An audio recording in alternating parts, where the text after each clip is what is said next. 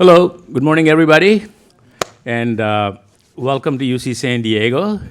But to be more specific, welcome to the Qualcomm Institute, and within that, the Cal IT Square project within the Governor Davis-funded project within UC San Diego. So, this is a great day. So, this is the first time that FIRE. So, when I first heard the name FIRE, I was wondering, what does it mean? I finally figured this out. Okay, it is a future in review, and they have picked out exactly the right words to imply, I think, a good meaning. In this case, the fire is a good thing. It's not a bad thing. It is like putting energy behind you, putting energy behind something. And I think that's what this conference is all about, putting energy behind new ideas, innovation, making it dynamic, creating a curated group of people where it's more about conversations rather than talking at each other or talking to, this is talking to each other rather than talking at each other.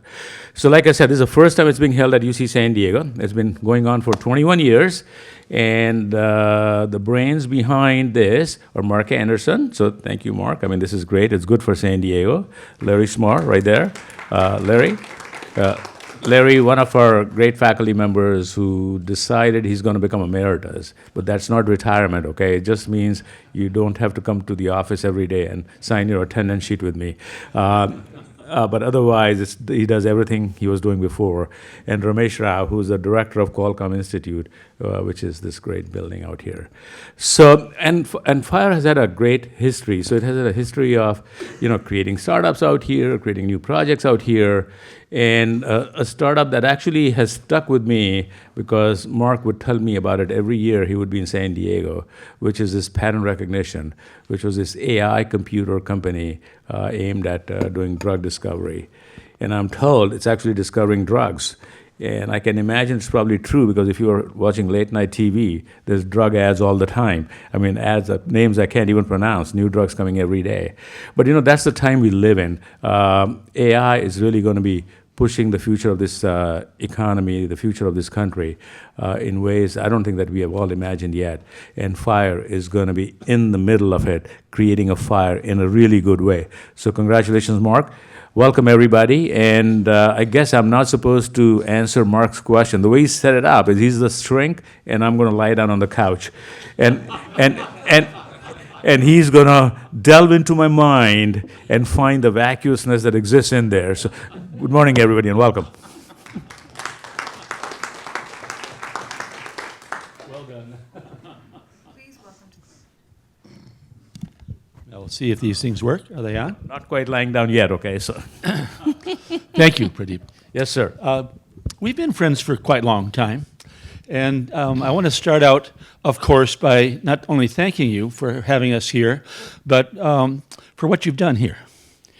So, our subject, we got lucky. We got a twofer out of you for this week. So leadership comes a little bit later.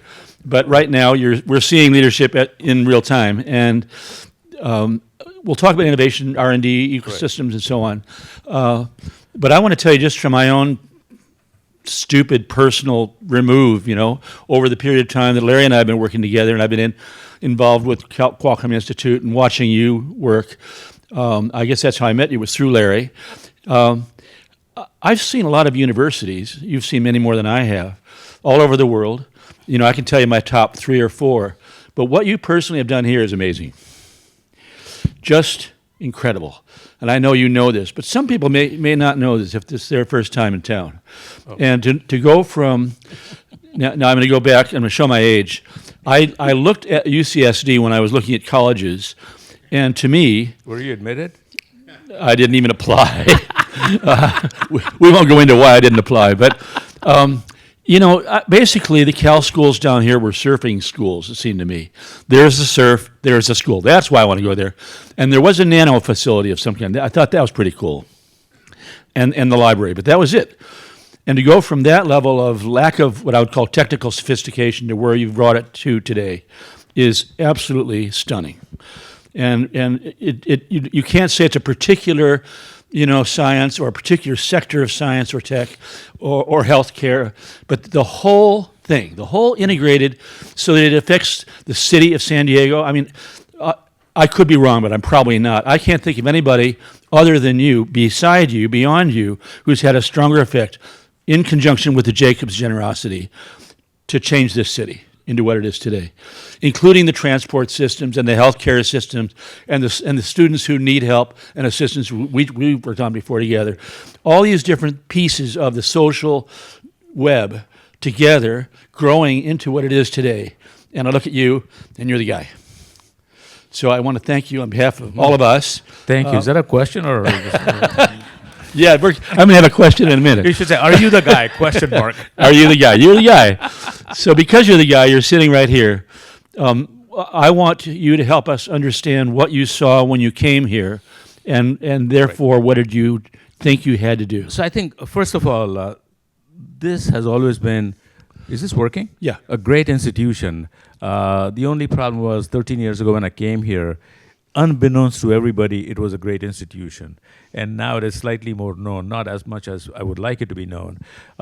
This institution had excellence in its DNA. So when we were created in 65, the stories based on documented stories that you read and you hear, the only way you could be a faculty member here was if you're a member of the National Academy or a Nobel Prize winner.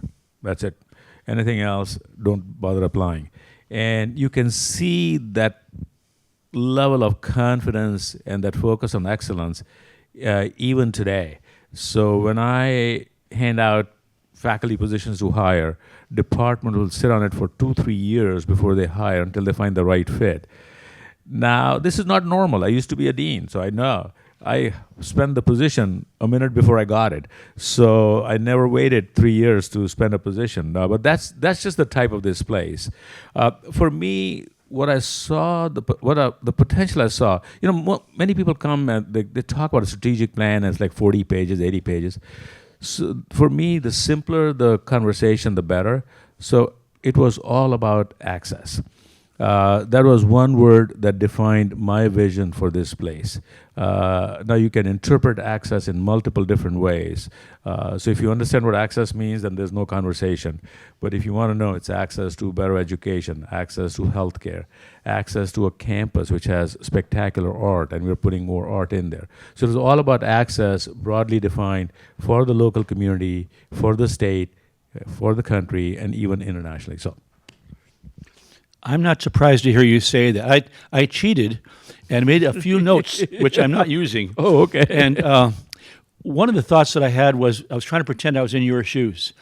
And so what would Pradeep see? And I thought, he sees community.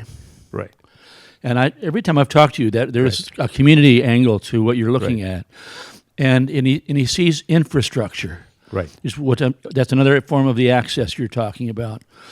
And I think you see technology. I think you got a tech background. I think some of that matrix calculation you're making is what's going to be a leading technology tomorrow. What do I need to do first? Honestly, I don't. That I don't. I have people like Larry, Ramesh, and no, seriously, 3,000 of their faculty who are the cutting edge of what they're doing, and they are making those choices. So my job, I see, as enable and empower and get out of the way. Now, people do think I enable, they do think I empower, but I don't know if they believe I get out of the way as much as they think I should, because that's where I'm Reagan-esque in my thinking, which is trust but verify. I want to get out of the way to make sure you're not being hindered, but not get out of the way so much that I don't know what you're doing. Right. Well, but I think you were pretty importantly involved in bringing that guy here. He was here. He was here before me. Okay. Well, Larry precedes me. Later we'll ask Larry how he got here. But I do think that the enabling part includes finding the right people who are like Larry, who can look forward in tech and do the job you're describing. And we have many people, seriously. Yeah. So it's also not that well known, but in the UC system, in the country, we are the second most applied to place in the country. 170,000 applications just after UCLA. We have the second largest housing program in the country on campus. And we have nearly doubled from where it was in the last decade or so. So it's not well known. And last thing I want to mention is, in terms of National Academy and award-winning faculty, we are right behind UC Berkeley. We are way ahead of other places that are ranked way higher in U.S. News and World Report in the UC system. You know what I mean? There are a lot of places in the world that try to create what you've created here. It's become a cliche. We want to have the Silicon Valley of the whatever, Right. of Germany, and we have people right here who are doing that. So the fact that you've been so successful in creating that, I think, is useful to us as a community in understanding how you do it or how you did it. And the usual thing you hear is the Stanford story. You hear like Right. a university and some money, venture money. Right. Do you have a laundry list like that in your mind? Actually, again, see, my thinking is very simple. I'm not that sophisticated in my thinking. So my thinking in this case was, like wherever you go, it's the engineering school that believe they are building creating entrepreneurs. It's the business school. In fact, I think that's a fallacy. If you look at Wall Street, if you look at Silicon Valley, and if you look at the CEOs of companies, many have a tech background, but you look at the leadership team, not everybody has a tech background. So my view was, given a full service institution, anybody and everybody has the ability to be an entrepreneur, which to me means self-starting, discovering problems, understanding solutions, creating an execution process. And if you're running a company, you want a new engineer or literature major who's an entrepreneur. And if you're starting a company, it's the same thing. So for us, it was the simple strategy of innovation and entrepreneurship across the whole campus. Engineering did not own it. Qualcomm doesn't own it. Rady School management doesn't own it. So we created a central facility whose job it was to just be the enabler for everybody and don't judge anybody. I think judging is actually an important notion, because in academia, we are all used to judging each other all the time. What is good in terms of bringing quality is not always good in terms of nurturing talent. So if you keep on judging people all the time, you'll never be able to nurture talent. You never know what is going to make somebody blossom. So it is actually an interesting dichotomy where on one hand I'm saying I'm going to judge you to see if you're going to be promoted. On the other hand, I don't want to judge you. I tell my people. But that's where we are right now. My view is we judge nobody. We enable, empower everybody. And this also is true for our tech transfer. So if you look at tech transfer, in the country, the average return on federal investment is about less than 2%. So if you have $1 billion of research investment in an organization, you get about $20 million in licensing income and stuff like that. So the Stanford story, the story that people talk about is like, hey, anybody can go start a company. And here, we have a large team of tech transfer people who actually at one time thought their job was to evaluate the technology, evaluate the entrepreneur, and figure out how much royalty to charge. And I told them, it was a shock to them. I said, your job is none of these three. Anybody comes to you within less than 24 hours elapsed time and 90-minute conversation, you should sign an MOU, release the patent, take 5% of the company. End of story. No conversation. I don't want you to judge anybody, evaluate technology. Is it worth $1 billion or $100 million? It's not your problem. Well, no. That's our job. I said, if you're that good, you should go to Palo Alto. Sit on Sand Hill Road. Maybe you'll make some money. I'm not paying you enough to be that good. So just be very simple for me. Enable everybody, empower everybody, and judge nobody. Well, we're not quite there yet, but we are much closer than we were 10 years ago. So that sounds a lot like the perhaps few honest VCs I've found who really tell you about their record and what their returns are. The average return of all the VCs in the country, you know what it is? The last not 20 years? good. 0%. Yeah. Like really, it's close to 0% Yeah. of everybody combined, okay? Not just the top ones. Yeah, you're better off with a CD in a bank. Yeah, right. Exactly.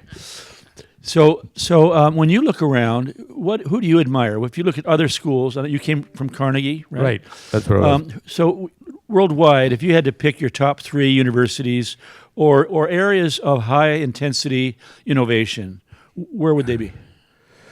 I think high intensity innovation, I would say I would pick MIT and Stanford. I know these are the obvious picks, but you have to be there to get a feel for it. And one of the things, as much as I hate comparing talking about MIT because everybody talks about it, I think one of the great things, and I say this to my colleagues out here, so about 12 years ago when I got here, we were $1 billion research program, okay? That's a big program then. Today, it is $1.8 billion. So in 12 years, we've added more money, $800 million. than 98% of the universities in this country have as total research. Okay, so that's the momentum we have created. Now, having said that, I would say we're a great research university, but I tell my people we want to be a great university, which means great teaching and great research. So when we were created as a grad school only, people focused on research rather than teaching. And I think that's what differentiates, for example, MIT with most of the institutions, where the Nobel laureate will step down into a freshman class and teach. And that's the type of ethos we want to create create a great university. So that's where we are headed, but it's not there yet. Well, as a past Stanford guy who should have probably applied here, I couldn't agree with you more, because I felt like all the money was going to the grad school and not to the undergrads. And we were sitting in rooms with 700 people doing Bio 101 of a TA teaching At us. Stanford, I thought the ratio was 30 to 1. Faculty It was not cool. So I wish we'd followed that. I wish they had followed that idea. Yep. When you look at the types of innovation, I mean, there's so many Right. ways you can use that word. So I think from what you're saying right here, you're not separating, or you're not separating tech from ag, from No. musical, from literature, from Innovation is innovation. Right. Are there things that have happened here that are particularly striking to you that you're proud of having happened here? I think the seeds of everything that's happening here were there. For me, the issue was just feeding them manure. I don't mean this in a bad way. And feeding Fertilizer. them fertilizer, exactly, right? Yeah. And just nurturing them. So for example, our music department always was a great department. It's now top 3 in the country, and we have like award-winning faculty who are literally winning awards. So many awards, they're hardly here. They're more in New York than here. And that just irritates me in a different way, right? But nonetheless, it's also a matter of pride, because they are now internationally and nationally known. And same thing with our theater and dance. Same thing with our medical school. Same thing with engineering. I can just go down the list. There's hardly a school out here that is not distinguished. I tell people that everything we create becomes like top 20 within like less than 10 years and top 10 in less than 20 years.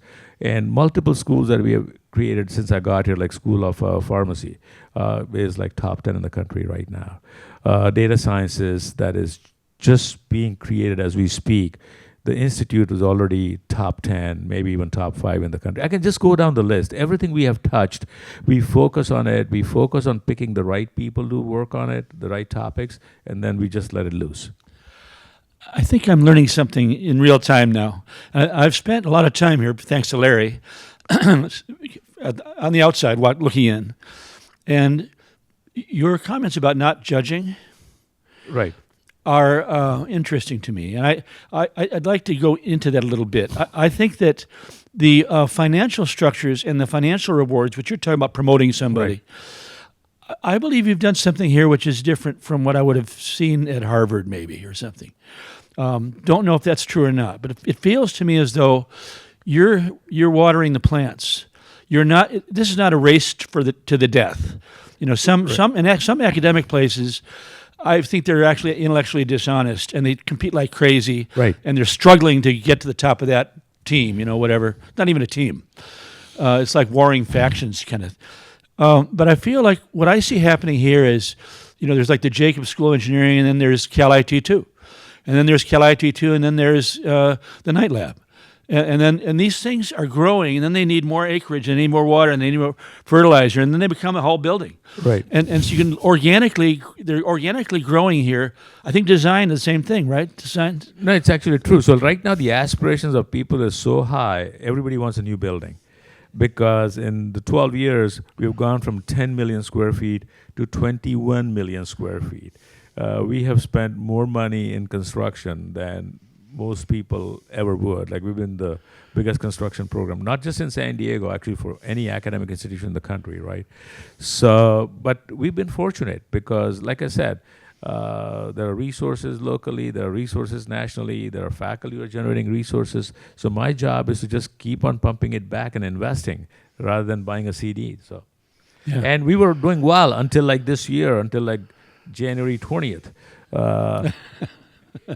Oh, come Wait. on. I mean, and as I speak, as A I ripple? sit here right now, I'm waiting for a bomb to drop where California was next on the hit list. It was supposed to be this past Friday. It didn't happen. I'm told it's today. It's not happened yet. So I'm actually thanking God. So keep on talking. So that way I won't look at the news. All right. Well, shall I allow you to ask your own question? I mean, what are you seeing in the future? Actually, I tell you what I'm seeing, and this is not a This is not. I'm not on any side of the politics, neither left nor right, just center, right? So my concern is that there was a great social contract created between the federal government and the academic institutions. So if you look at wealth generation in this country, you can just look up the market cap or whatever you want to see, whichever way you want to judge it. 1945, end of World War II to today, it is actually astounding. Never in the history of mankind so much wealth was generated. Not only for this country, but for the rest of the world. I mean, China would not be where it is without this country. I mean, Europe would not be. I can just go down the list. It sounds very U.S. Centric, but I think I'm stating facts more than I'm talking about being U.S. centric. And I think the universities or the great American university was in some sense behind, if not all of this, at least a reasonable part of this as the enabler for creating the people power, for creating technologies, right? Because without people, nothing happens. I just am concerned that within 1 week, 2 weeks, 3 weeks, 2 months, all of this is going to be decimated. And when that happens, coming back up is going to take another 30, 40 years. And it's not going to be easy because other countries are waiting literally on the sidelines to grab every opportunity that we are going to give them, right? So I'm just hoping that we end up doing the right thing. And that's my biggest issue right now. To me, that is the biggest threat to innovation. It is not lack of ideas. It is not lack of smart people. It is not that we won't have any immigrants like me coming here. It is just that we would squelch the fire, no pun intended, that exists in our bellies right now, and it would never be ignited again. So, Me too. We have 5 minutes. I wonder if should we do questions? Yeah, just We have people. We have standing mics here. If you have a question, please just come to a microphone and ask. And if you don't, shame on you for not asking any questions. Come on, There's one. Don't stress them out. There. Yeah. Thank you, Pete. Chancellor. Thank you, Mark. Speak into the mic. Thank you, Chancellor. Thank you, Mark. If I might, Chancellor, to your last point with regard to America's research enterprise and the social contract, what would you say to those of us who think the damage has already been done? I think you are being too pessimistic. I don't believe the damage has already been done. I think we are beginning to do the damage. It is still recoverable. I am not convinced it's unrecoverable right now. I think we are still in the recoverable phase. I think psychologically we might have been damaged, but the physical infrastructure takes a little bit more to damage, right? So we need to get over our emotional weakness and get on with it.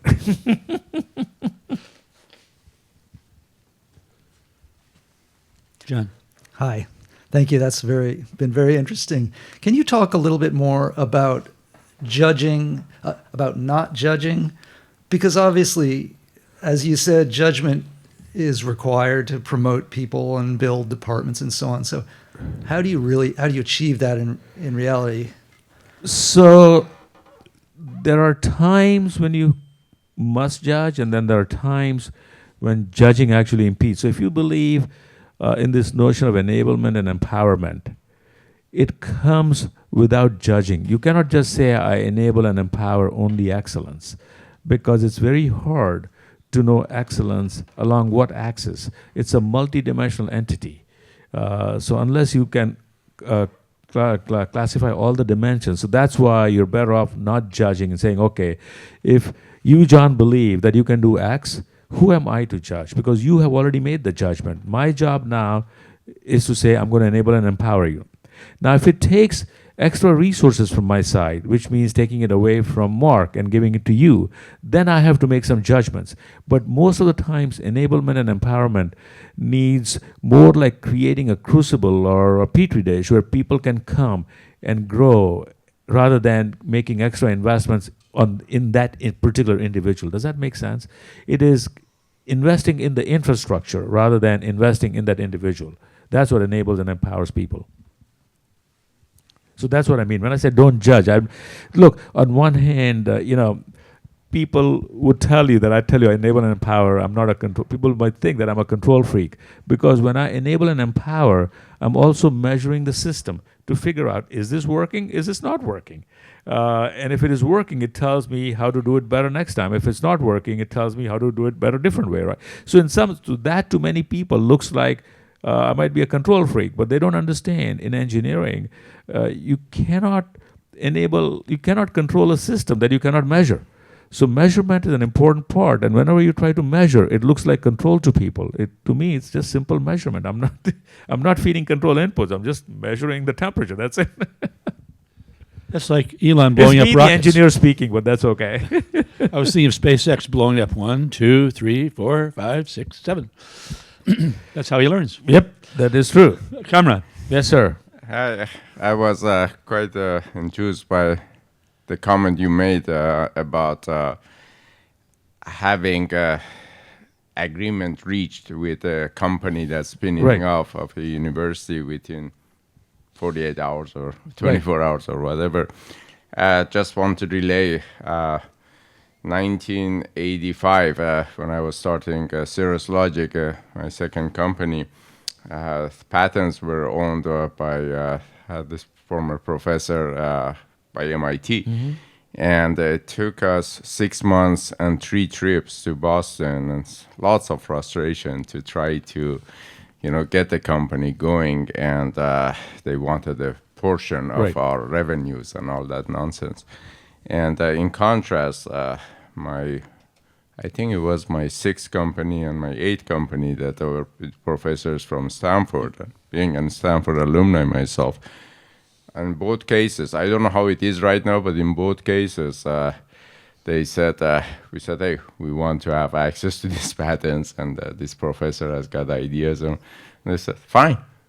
I said, that's it? They said, yeah. And they said, don't forget us. Once you made your billions, Exactly. come back and give us a building or give us a research grant or something. And I thought it was so refreshing, Stanford But approach. that's the way it should be, right? So my view is the taxpayer is paying your bill, and the taxpayer is paying the bill to reduce the risk of private investor coming in to build on what you're discovering, right? So then that's the way we should behave. We should put it out in the hands of the private investor rather than me judging whether it's good or bad. So that's the other place. I don't want to judge, right? If somebody funded the research and somebody published a paper and has a patent, there's multiple judgments already have happened on that person. So I just want to enable and empower. Get it out. I really like that. Thank you, sir. Pradeep, thank you. We've hit our timeline. Okay. And thank you for all you're doing here, and keep thank it you. up. Thank you. Keep up the good meeting. I'll see you again tomorrow. Thank you.